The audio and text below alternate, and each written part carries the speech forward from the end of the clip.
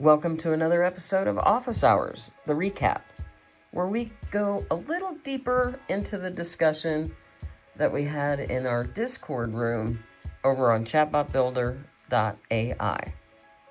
Let's get started. Welcome to the deep dive. Okay, so for you, the AI architects, the bot builders out there, imagine this. You're trying to get your AI to smoothly interact with, I don't know, a dozen different services. Right, each with its own API, its own authentication. Exactly, its own quirks. And it just quickly turns into this nightmare of manual mapping, endless debugging. Feels like API wrangling, doesn't it? Yeah, it's a common headache. We hear that a lot. Well, today we're diving into a protocol that promises to make that whole nightmare maybe a relic of the past.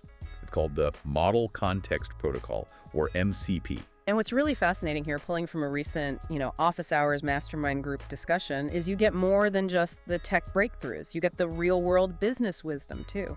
So our mission today is to help you understand not just what MCP is, But why it matters, right? How it changes things. Exactly. Why it changes how you approach development, client stuff, and, your business growth in this whole fast-moving AI space. Okay, so let's unpack this MCP.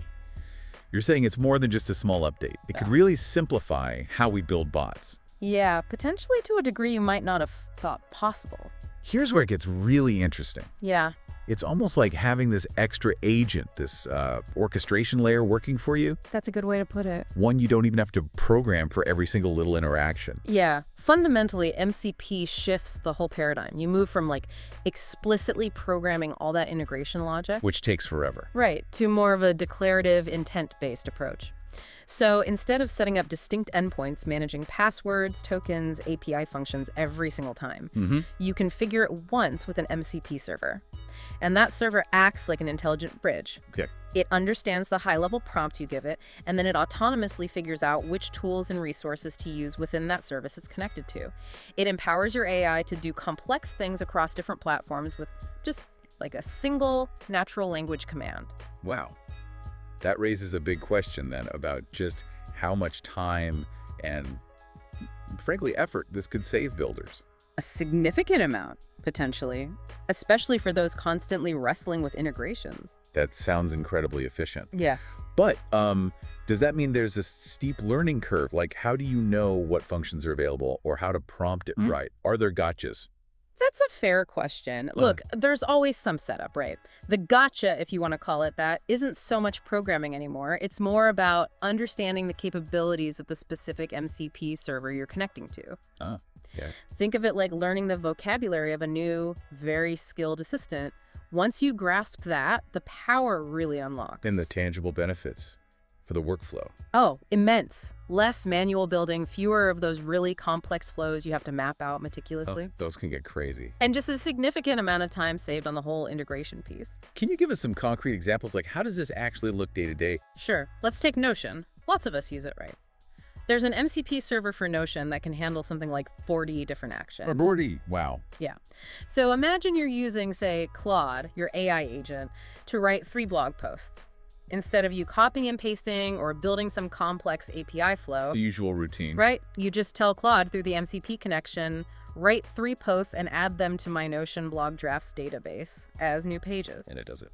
The MCP server knows Notion's capabilities. It handles creating the pages, filling fields, maybe adding comments, all autonomously. No more cut and paste. That really does sound almost magical. What about something maybe more complex like email? Good example, Gmail. Instead of 5 separate flows for writing emails, checking tasks, cleaning the inbox, creating calendar events, one agent connected to a Gmail MCP server can potentially handle all of that from a single high-level command.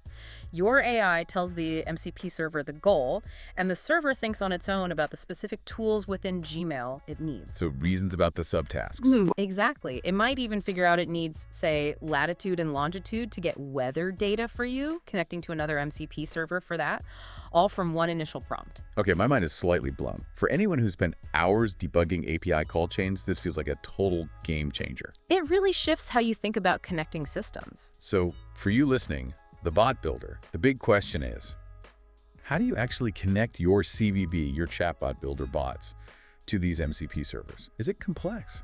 Actually, it's significantly simpler than managing lots of individual external API requests the old way. Okay. In CBB, you just add a new MCP server. You give it the server's URL and your specific API key for that service. Then, the prompts you write in your CBB agent tell that chosen MCP server which tasks to activate. So one API request from CDB sets up the connection for potentially dozens of actions. So you're connecting to this like prepackaged intelligence for that specific tool. That really is a paradigm shift. It is. But you mentioned a learning curve. It sounds like it's mostly about finding the server documentation, often on GitHub Readme files, you said. That's often where you find the specifics, yeah. Understanding the JSON structure needed for configuration is key. Right, JSON. Think of it as the blueprint, the instruction set the MCP server needs to talk to the tool correctly. Precisely. And direct MCP integration is actually live now on CBB. They're starting with common e-commerce stuff, searching catalogs, managing carts. Practical applications. Yeah, but there are more advanced uses too. Think about Stripe. Its MCP lets you do things like create payment links or manage subscriptions just with an API key. It simplifies tricky financial workflows. We also heard about that really interesting, maybe complex 11 Labs phone bot demo in the mastermind group recently. Oh, yeah, that was quite something. For those maybe not familiar, 11 Labs is that really advanced voice AI. This setup involved CBB, the 11 Labs agent, and Zapier too. That's right. Zapier acted as a trigger. When the phone call hung up, Zapier would catch that and then prompt 11 Labs to initiate a callback. It was this whole multi-platform symphony, really. Which connects this to the bigger picture, right? Integrating multiple platforms to get a specific, sometimes really intricate result. Definitely. But, some setups do require more effort on your end, like configuring Claude for MCP. You need the desktop version. You have to set up a JSON configuration file, host it somewhere secure like GitHub or Docker. It adds an operational layer. Right, it's not just plug and play for everything yet. And the costs, especially for advanced agents like 11 Labs doing outbound calls. Yeah, that's a crucial point. They are not cheap. Definitely something to factor into your budget carefully. Good to know. And another key challenge, especially with those outbound calls, is getting the full conversation summary back into your CBB CRM, your customer relationship management system. Closing the loop. Why is that tricky? Well, sometimes external tools like Zapier or Make are needed because CBB might not natively display that full outbound conversation log. So you often need a webhook, like a notification system, to capture that data when the call ends and send it back. Associating it maybe via a custom field like the phone number, it's vital for tracking customer interactions properly. So these advanced uses bring up new challenges, like getting that data back into the CRM. Exactly. And it's those kinds of real-world operational needs that push us, I think, beyond just the tech build. It forces you to think like a business owner. Because your journey as a bot builder isn't just about the tech skills, is it? It's about growing a sustainable business. Absolutely. What starts as a cool technical skill quickly runs into questions about finding clients, defining your business model. How do you make money with this? Right. A smart approach we often see is identifying just one single, really painful point for a potential client. Offer a targeted AI solution for that, get your foot in the door, build trust, learn their business. And then expand from there. Exactly. But here's a really crucial distinction for your listening. Are you learning this stuff just for the fun of it, the joy of building, or are your daily activities actually driving revenue towards a defined business goal? Otherwise, it risks just being busy work, right? Not building a real business. Precisely. It needs focus. And working with clients. That brings its own world of challenges, doesn't it? I think someone in the mastermind jokingly called it client wrangling. Yeah, that sounds familiar. You get the time suck of clients expecting like instant fixes for super complex problems, the classic 5-minute website change that actually took you 15 years of experience to know how to do. Oh, yeah. Or the frustration of just waiting and waiting for them to send you branding materials or basic info you need to even start. It feels like you're constantly chasing sometimes. It really raises that important question about setting clear boundaries, non-negotiables in your contracts. Because many clients, maybe lacking deep business savvy themselves, can unintentionally push you into being a business coach, which might not be what you signed up for or priced for. That's a really good point. You become an unpaid consultant. It happens. So it's vital to know your own business model. Are you a solopreneur aiming for a bigger agency? Because the path and the boundaries are different. For instance, a lot of builders initially think agency level, right? Yeah. Big team, lots of clients. But then they discover the reality. significant overhead, managing all those client platforms, being responsible when anything breaks. And bearing the API costs yourself, which can scale unpredictably. Right. So many have found that a simpler model actually works better. Maybe you let clients manage their own CBB accounts, and you charge for setup, strategy, maintenance. It can offer much more flexibility and less stress, for sure. It's about finding what fits your goals. And speaking of your own goals, AI isn't just for client work, is it? It can transform your internal operations too. Hugely overlooked sometimes. Imagine an AI note taker for all your meetings, summarizing action items. Or an AI that spots missing info in a spreadsheet and pings the right person. That would be amazing. It directly counters that misconception some people have that, oh, AI is not good at that kind of internal stuff. It absolutely can't be. And thinking about opportunities. Yeah. Industries like real estate, that came up too. Yeah, huge potential there. With CBB, individual realtors can have their own dedicated bots on their landing pages. Bots that answer questions about that specific property. Pulling in images, videos, maybe even connecting to MLS data through an API or now MCP. It's a perfect example of using CBB's versatility to solve a very specific high-value problem for a niche. Exactly. Tailored solutions. So let's zoom out again. We've talked MCP, clients, internal use. What does this all mean for the bigger AI picture and what really makes a platform like CBB stand out, especially with MCP coming into play? I think the biggest value proposition is having a truly multi-channel AI system all integrated. Multi-channel meaning? Meaning it works seamlessly across web chat, Facebook, Instagram, WhatsApp, wherever your customers are.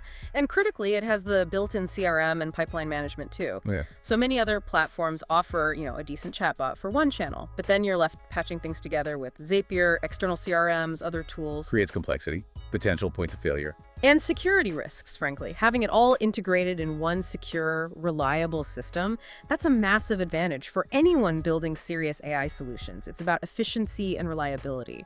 The discussion in the mastermind also kept touching on AI's role in sales. Getting pretty advanced, even talking about AI analyzing psychology, like speech patterns to detect dishonesty. Yeah, the possibilities there are, quite something. It's moving fast. But from a practical business standpoint. Right. What does it mean today? AI can take subjectivity out of processes Yeah. and customer refunds. And AI can apply the policy consistently every single time, reducing losses from human bias or just having a bad day. Consistency is key there. And honestly, I believe AI will outsell people all day long in many sales scenarios. Bold statement. Why? Its ability to process vast data instantly, maintain perfect consistency 24/7, never get tired, never get emotional, overcome human biases, it's a powerful combination for conversion. That's a huge potential upside for efficiency and results. But okay, flip side. What are the main risks? Where does the human touch still win, undeniably? That's the crucial counterpoint, isn't it? AI excels at patterns, data, consistency. It lacks genuine empathy. It lacks that nuanced understanding of complex human emotion. It can't truly innovate outside its training data in a novel way. So over-reliance is a risk, not enough oversight. Exactly, which means even as these AI capabilities just soar, one thing is crystal clear for everyone listening. The human in the loop. The human in the loop will always be necessary. Always. And that puts you, the AI architects, the bot builders listening, in a really powerful position. Immense power, really. You're the ones who can actually implement these complex systems. You're essentially directing a digital workforce with your flows, your designs, your strategy. Yeah, a digital workforce. Your value, the demand for your expertise, it's only going all the way up because, LLMs will get better, MCP makes things easier in some ways, but businesses will always need skilled people like you to strategically integrate these tools, apply them effectively, and solve real problems. You're the bridge. The bridge between raw AI power and actual impactful business solutions. What a deep dive this has been. We've really unpacked MCP, navigated some of those tricky client realities, and hopefully reinforced the unique vital role you play. Yeah, the big takeaway isn't just go use MCP. It's about strategic application. It's asking yourself, what are you going to do with this immense power?